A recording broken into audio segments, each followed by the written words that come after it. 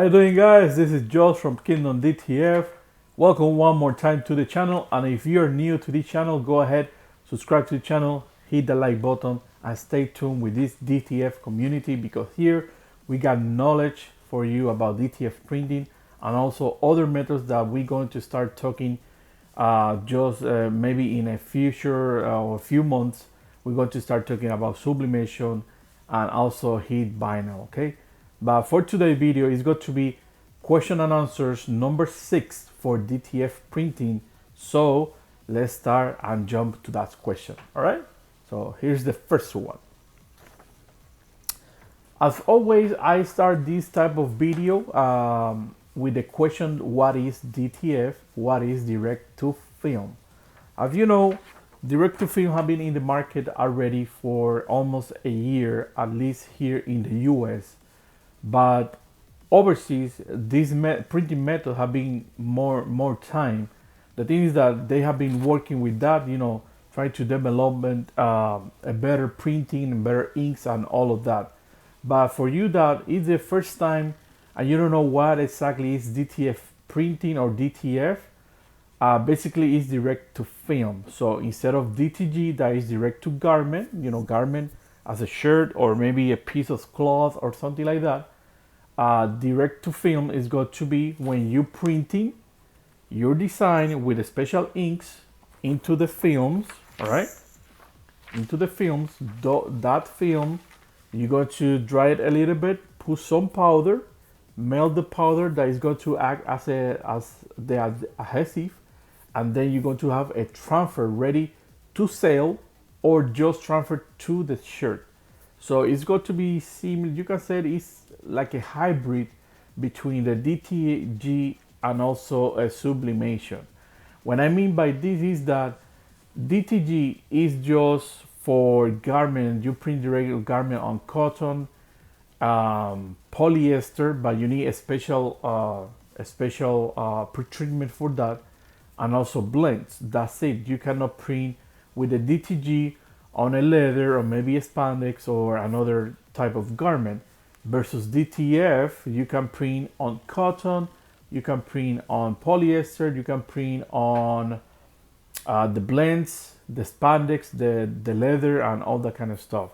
Some people have been testing, and so far a few people have been saying that DTF is allowed to be pressed on wood, but myself, I have not tried that, so that's another video that I'm going to have for you. Okay, so there you got it, guys. So it's a simple question, simple answer. What is DTF? What is direct to film? You print again, you print on the sheet, put the powder, melt the powder, and you're going to have ready a transfer to sale or just to press on the garment. And if you like to see more about that printing method, I'm going to leave a link here somewhere below, above here or here, so you can click and you're going to see the printing method just in under 3 minutes. All right, so let's jump to the second question. The question that I get on my emails or maybe by message, I always try to see which one are the questions that I want to leave for a video, or is the most question that people ask me. And if you have been following this channel, you know that I try to establish some type of question that is going to help everyone or help you to understand what is going on. Okay, so this question says, okay, I don't see my design on accurate. What I'm doing wrong?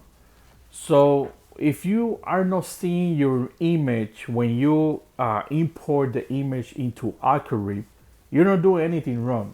The thing is that I found that if your design is more than 300 dpi, maybe let's say 600 dpi or 1000 dpi, Acrylic is not going to be able to manage to open that file. So that file, when you import that file, is going to be completely blank. So you're going to see that the files is there, but it's going to say that you don't have anything, you cannot see anything, or the the file, that they got some type of gigabits or something like that, is going to say 0.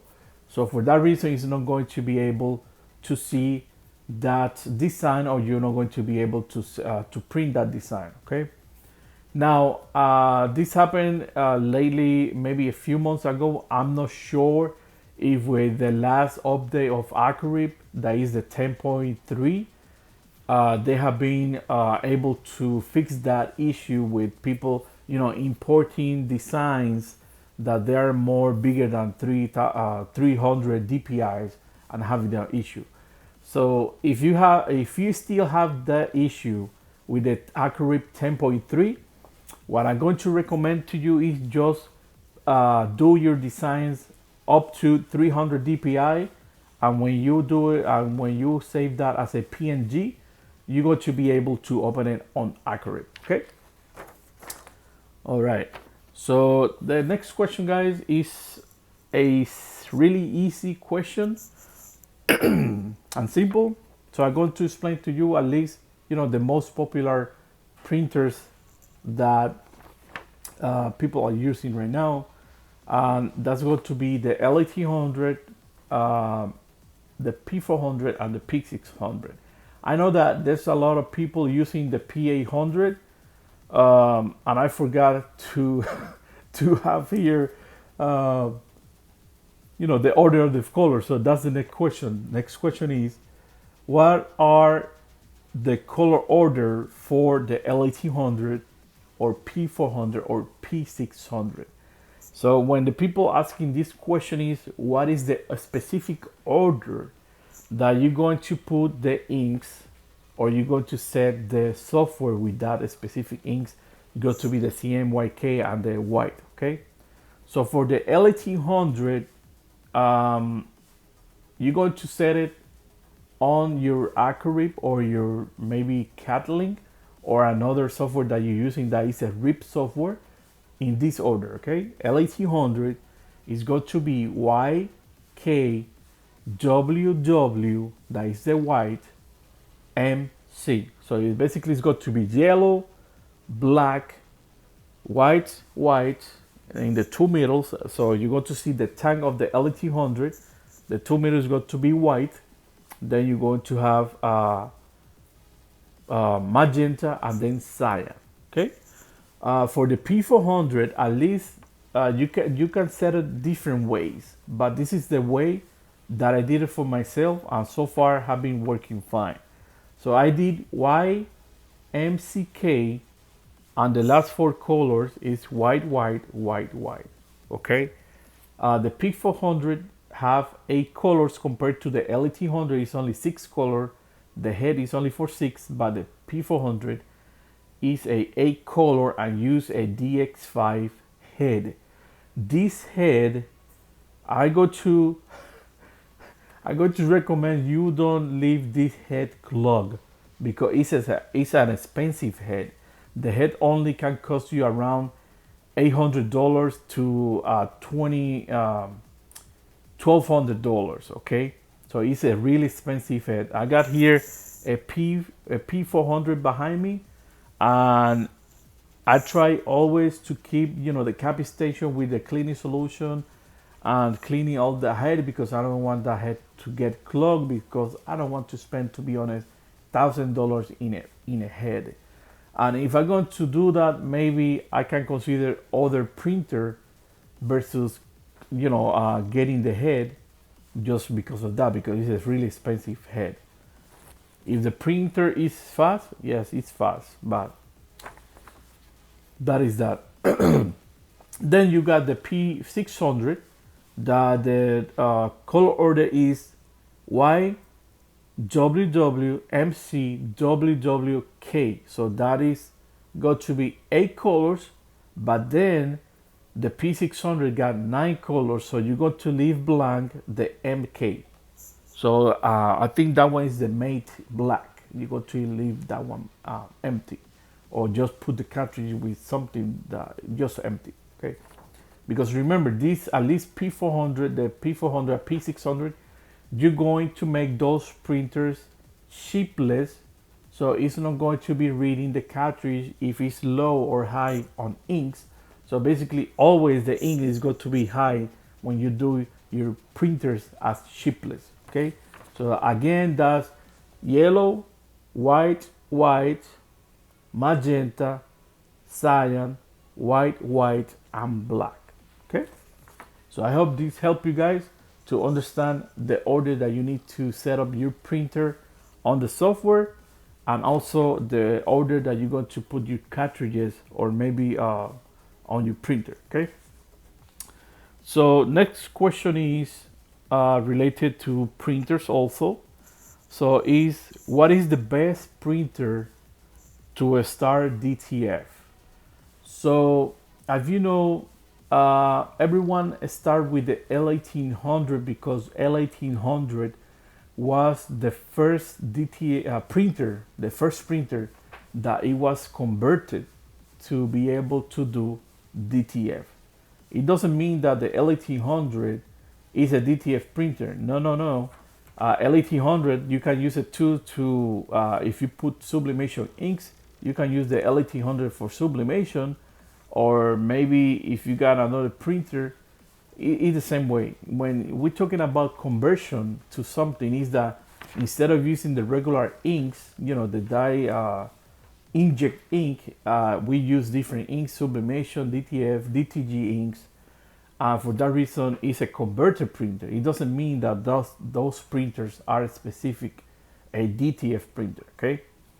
So I'm going to say, with my experience so far, what I see from user and what I see, what I learned in these months, you know, doing DTG, doing sublimation and everything, and DTF, the best printer to start doing DTF is going to be two right now. If you are in a budget, you want maybe to take a look at the XP 15,000.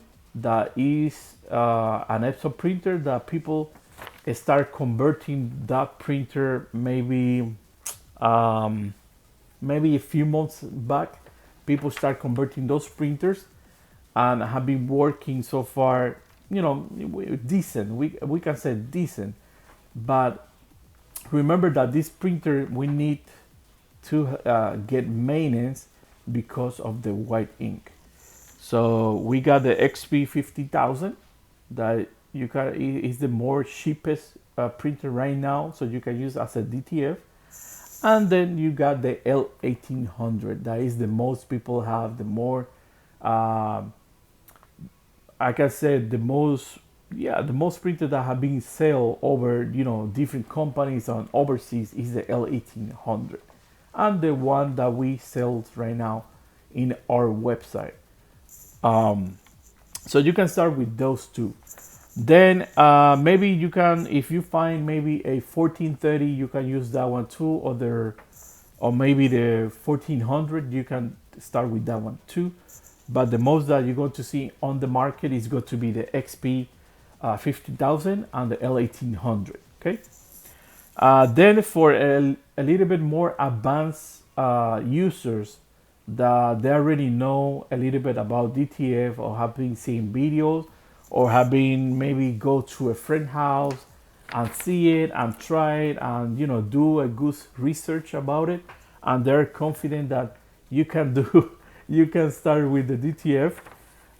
Then I can say that you can get a P400, you can get a P600, the R2000, you can get that one too. You can get the R3000, R24000, R19,000 or 18,000. Okay, those printers, if you can get it, you know, they go. I can say that this is going to be like a little bit more advanced printers than the L1800 and the XP 50,000.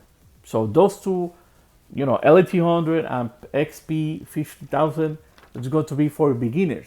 Okay, beginners or people that are short in a budget, or maybe you already have seen maybe something and you want to start with that. Why am I saying this?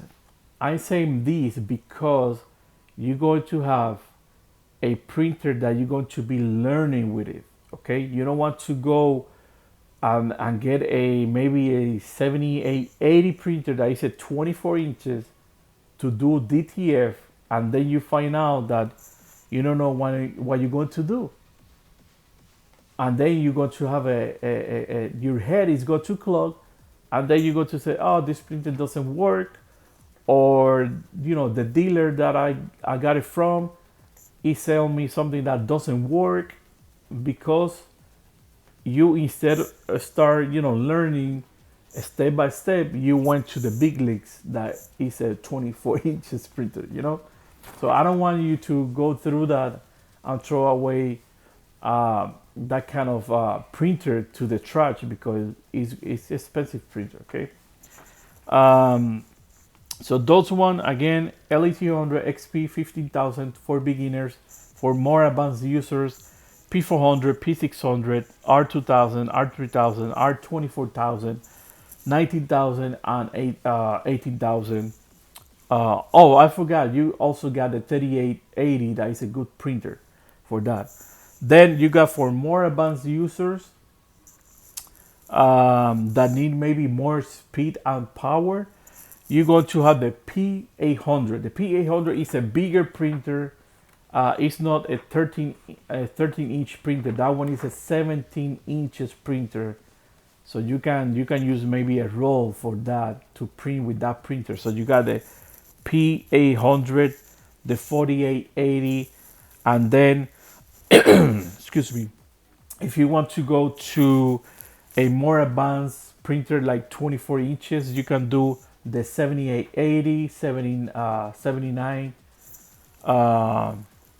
7900.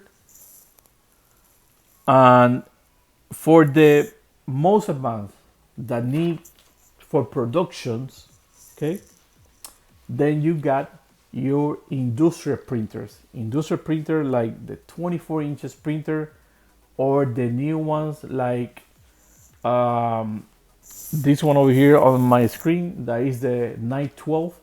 It's the same version of the 24 inches. Instead of 24, it's a more compact version. Can print 12 and 13 inches roll, but this one is fast, really fast. This one got a dual head. Okay, so those one are for people that need power, need speed. They got many production that you're making hundreds transfer film per day, so you need this kind of speed and power. Okay, so those one are the best printer that you can start with it, LE300 XP 50,000. So let's go to the next question that says here, which printers are compatible to be converted for DTF? So there's so many models right now that it can be used to convert to DTF, including as the small one version, the L805, that is only a A4 printer. It doesn't print the big sheets, but it can print the regular letter sheets. That one you can also convert that printer. So what I'm going to do, I'm going to leave a screenshot of the printers that you can get and you can convert or use for DTF printer, or if some dealers out there like ourselves, we have them, that means that it can be used for DTF printing. Sorry. Okay, so let me put that for you right now.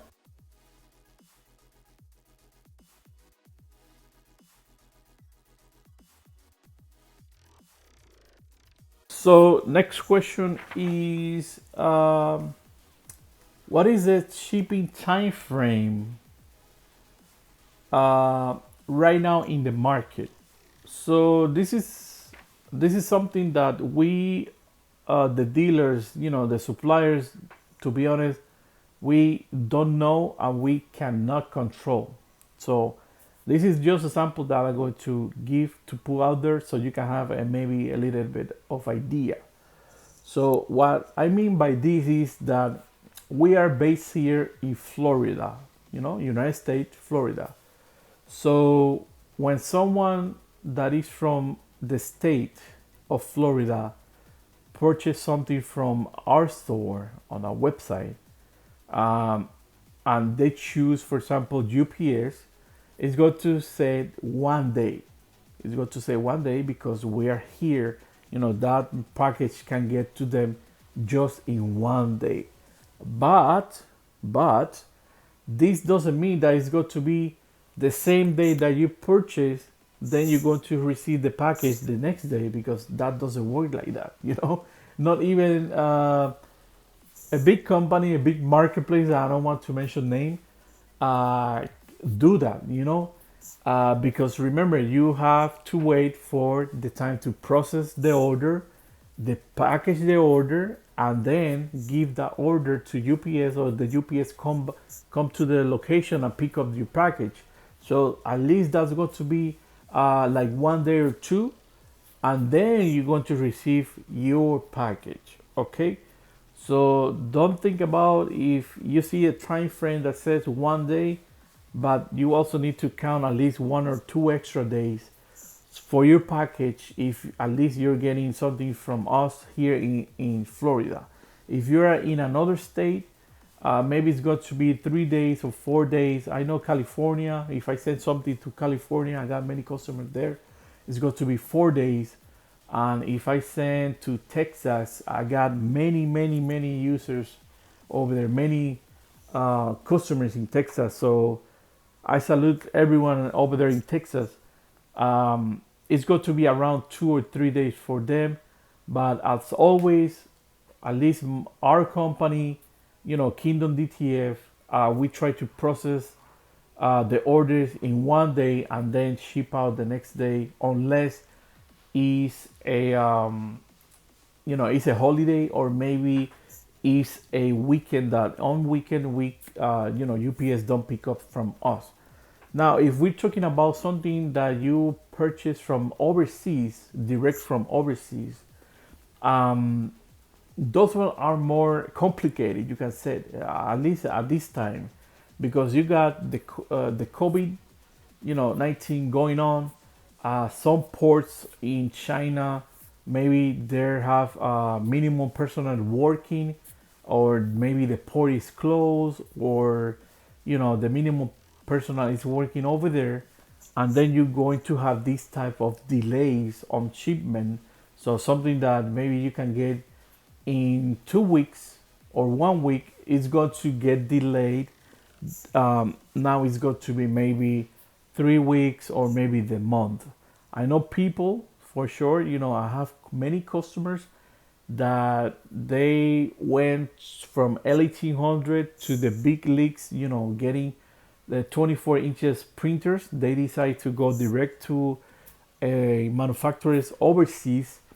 And what happened is that they purchased the printer, but then unfortunately, because the situation that we live in today, that printer, that shipment got delayed and have been easy 4 months, 4 months that the shipment is stuck, maybe in still in the ship, and doesn't move. It's not moving, and it's right there. It doesn't come to the port, and until that shipment don't come to the port, there's nothing you can do. Just wait.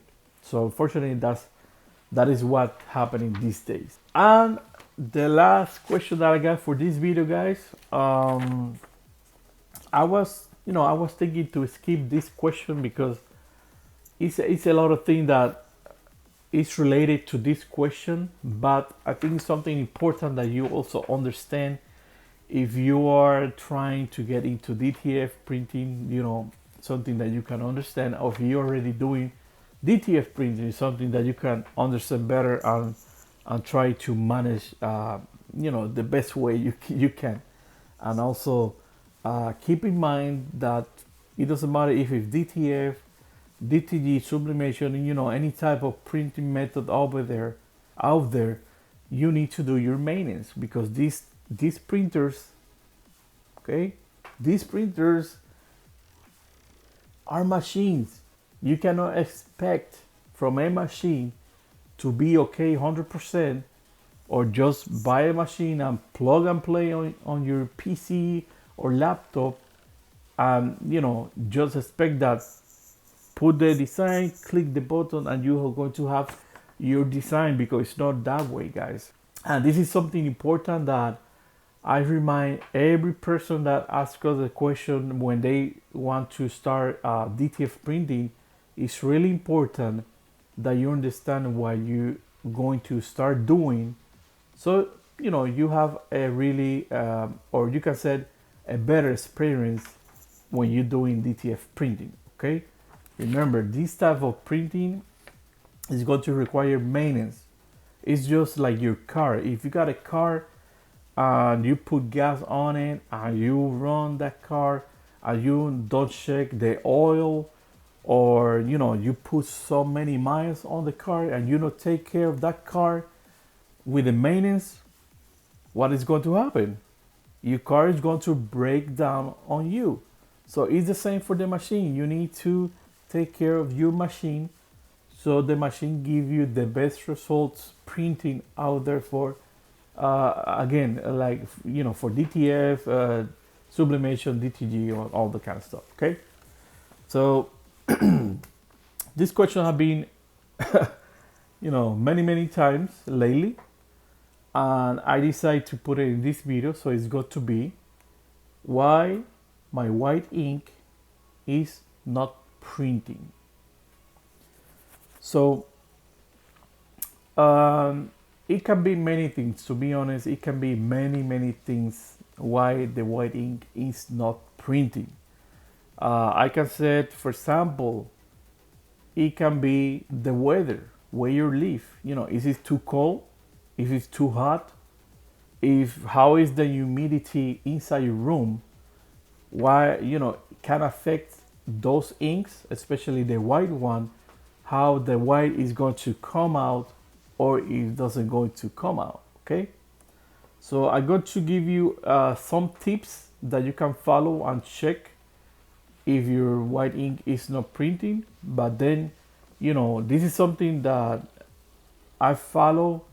I try to help people with this type of tips. Okay, but you can go to other different channels and you can search for yourself in different forums, or maybe different videos or anything like that. You can search for different answers. That's something that's going to help you with this type of situation. Okay, so first, again, it can happen for many reasons, but this is the tips that you're going to take a look at your printer or see what's going on with the printer to see why is that happening. Okay, so we got here for the LET100 or any printer that you're using a C system or an ink tank. Make sure your ink tank is open. This is something simple, guys. I have seen many people that the ink tank is closed, or they're using a C system that they put, for example, for the P400, you can put a C system, but they close all the holes, including the airflow. So if you close the airflow, the ink is going to have more hard time to get out of the tank. And maybe because of that, you're not going to get the ink out. Okay, so make sure your ink tank is open. Also, that going on hand with, make sure any hole that is for the airflow is open. Don't close those air holes, because it's going to help the air to flow. Check, do a nozzle check. This is the basic. When you start, before you start a job, you're going to do a nozzle check to make sure that you got all the lines on all the channels, including the Y, the CMYK. And you're going to see, when you do a nozzle check, you're going to check that which line you're missing. If you're missing a line, you know that which one you need to put some cleaning solution to clean that, or maybe before that you can do a head cleaning and see if that got better. But if you, for example, do one time, two times, three times, you don't see you see the same results, at that point maybe you want to consider to use cleaning solution, because maybe you got a little bit of clog inside the nozzles, or the head start to clog. So that's number two, is make sure that the print head is not clogged or is getting clogged for that reason. Okay, it's important if you got that. You're not going to have a good nozzle check, and then for sure you're not going to have a good printing. Number three was that, make sure that you got your nozzle check on all the lines. I already talked about number four, do a head cleaning. You want to, this is something that you would like to do between the head cleanings. You want to wait maybe 5 minutes. Don't do head cleaning,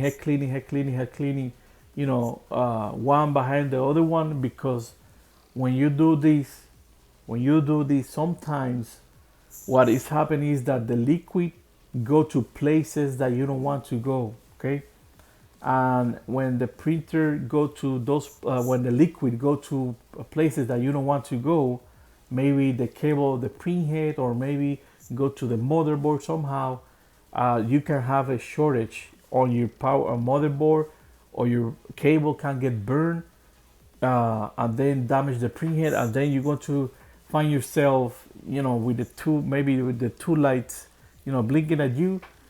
And if you use the WIC program, WIC program, you can run actually a report and see what's going on with your printer. And sometimes when you see that, you're going to see that it's going to have says on the report, it's going to says fatal error or something like that. When that happens, that means sometimes that something, the liquid got to the parts that you don't want to go, and unfortunately, that liquid, made a shortcut or a shortage, and that part got damaged somehow. Sometimes there are fatal errors that no one knows what is it. Not even the Epson company specific tell you what is the error. For example, the 00x1 or 00x0, something like that, fatal error. They don't know, what exactly is going on with the printer, but the printer is stuck in that mode, and that is because, somehow that liquid got to there, and is not going to work anymore, and maybe you will need to consider to repair your printer or just get a replacement. Okay. Another thing that you can do is just elevate the ink tank a little bit, maybe like 3 or 4 inches from the surface that you got. Just put something, elevate that, excuse me, elevate that tank, so the inks can come out more easy. And also the rubbers, the rubber caps that the tank got, again, like I mentioned before, remove that. Make sure that you got airflow in the tanks, and if you're using an LT100, you can remove those rubbers at the time that you are printing, because I have done it many times. When I was using the LT100 and I was time to print something, I just removed the rubbers, and leave my tank open, because that way I got air and it's flowing better. Okay. Also, another tip that you can do is check the dampers that don't have dry ink at the tip. So sometimes you got the dampers on the tip, they go to get the inks, and it's going to start drying. So it's important that you take that damper out, and you also, especially the white one, you take a look at the damper. If you see that the ink is separate there, just check that. I have many videos showing that, and other people that I know that they follow me, I follow them back. They have the videos showing that you get, you take out the dumpers and you shake the dumpers, and that's going to mix well the ink. Just the same from the ink tank, you need to, check the ink, mix well the inks, especially the white one, so that way you don't have a separate white. It doesn't come translucent. It comes mixed. It's come whole. It's got to be, the inks got to be white, like it should be. Okay. Check the lines, guys. Sometimes, no reason, no any reason particular in this one.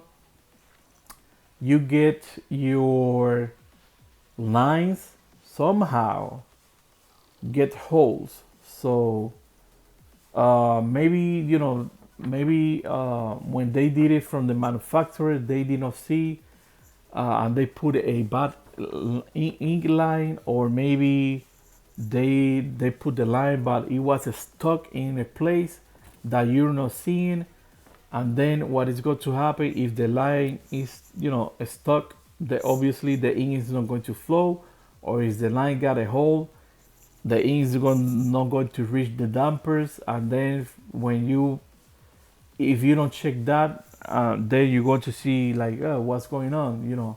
I got like a messed up printer. Everything is spilling all over the place and all the kind of stuff. Okay. Next, we got check the software settings. This is important too. If you're using Acrib, if you're using CalLink, Ecarib, Cotharib, any print software that you're using to do DTF, okay, make sure that you got the correct settings.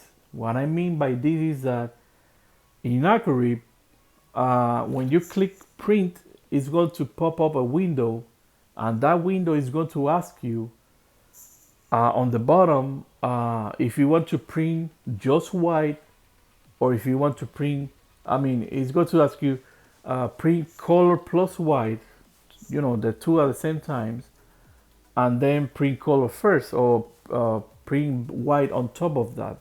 So those options over there need to be checked.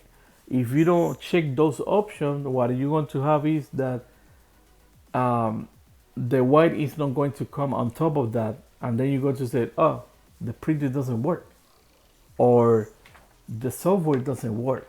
But it's because you forgot to check those two. Then you got something basic like check the connectivity of your USB port.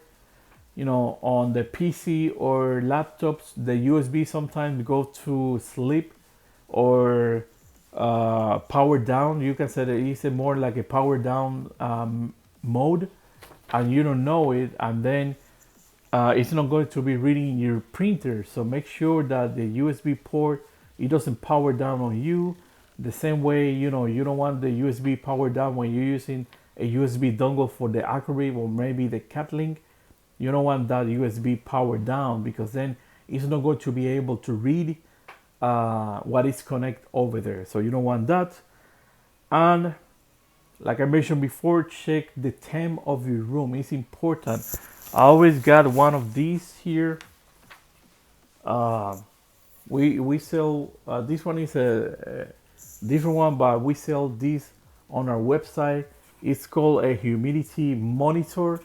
Also, you can get it from any place you like. Different retail stores sell them, and it's a humidity monitor. So this one is important because this is going to be reading the temp of your room, and then it's going to be telling you at what percent of humidity you got on your room. Okay, so if it's too low, like I mentioned before, it can affect the inks. It can affect also the powder.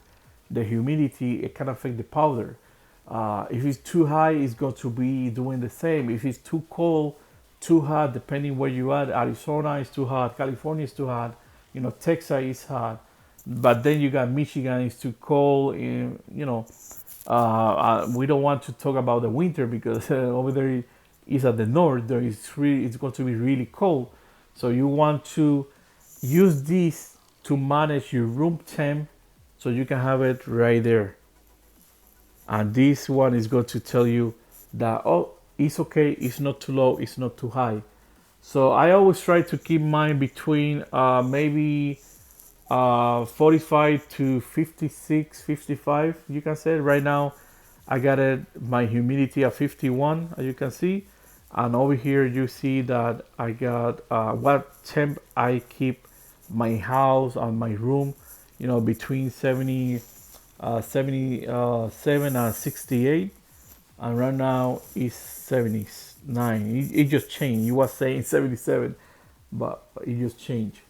So that's something that you want to have, on hand when you're doing DTF printing or maybe DTG printing. I'm not sure about sublimation, but again, it's something handled. You buy one and you have it over there always. Okay, guys. So I think that's it. We just finished this video, guys, about question and answers. So let me know, guys, if you got more question about DTF printing. If I know the answers, I'm going to try to answer that for you. If I don't have the answer, I'm going to research for that and then maybe have something for you. But don't forget, I appreciate you so much, guys, that you follow us here on YouTube, also on Facebook, Kingdom DTF, and you are part of this community. And again, if you're new, go ahead, subscribe to this channel, hit the like button, and share this video with people that want to learn about DTF printing, and also other printing methods that we're going to be talking about more in the future. And for those who want to participate for our giveaway, I want to thank you so much, guys, for the winners. We announced that on the Facebook group because we could not went live at that time with YouTube. YouTube did not allow us to go live at the time we did the giveaway, but we went live on Facebook, and over there we did it. Okay, so again, guys, thank you so much. My name is Josh from Kingdom DTF, and as always, keep printing, guys. All right, see you in the next video.